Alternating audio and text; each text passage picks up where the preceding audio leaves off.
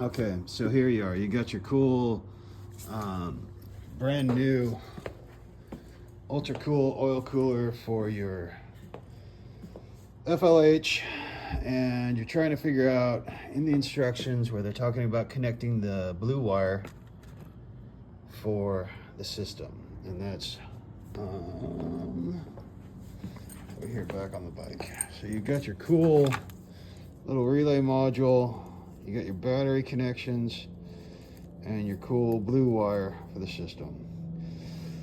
And you didn't buy the accessory, and you already have the P&A port populated with the Harley expansion there on the 8 pin. So you look at the electrical schematic and you realize, based on the instructions, that it's trying to get to position 3, this violet with a blue stripe, which is not populated on the power and accessory port by default. Get that fuel pack out of there. All right. Hold on. Love these MX150s. Oh shit. Should have put some more. There we go. Okay. So, where you see that white wire, there's just one of these dummy pins there. And that's occupying the space for that violet wire with blue stripe, which according to the instructions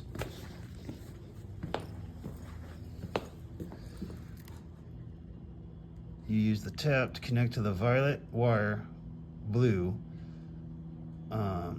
at the bottom of the fuse block. And they're recommending using one of these goofy T-taps, which I hate. So you already have a power and accessory port from Harley to power your doodads, and you want to connect. You don't want to.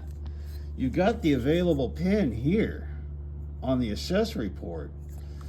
The wire's over there. You got to make that connection.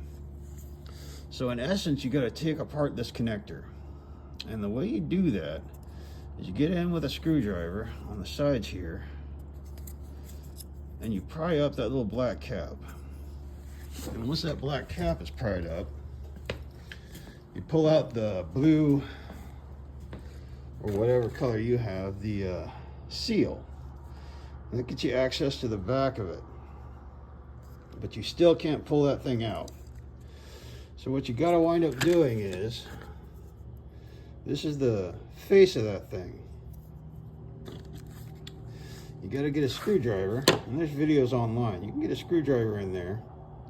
You can pop this little face off. Be very careful, because that's a 2015, and boy, it wasn't happy about that because I was afraid I was going to break that thing, but I didn't. So you get that torn apart, and you got access to the inside of this, and you can pull out the Harley plastic pin, which is formed to be just like a pin. So it doesn't want to just, you can't, it's not like a plug. You can't just pull it out, which sucks.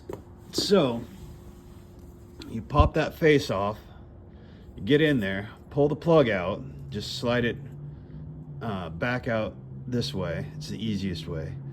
And then you can crimp, like I'm using 16 gauge here, because I think that's what that wire is back at the relay, is a 16 gauge. And I just plug in. I didn't have any purple wire, otherwise I'd have used it, but I put the white wire, crimped that, put it into position 3, yanked it back up through that little sleeve on out, and now I'll be able to lap splice with this, and it's all native.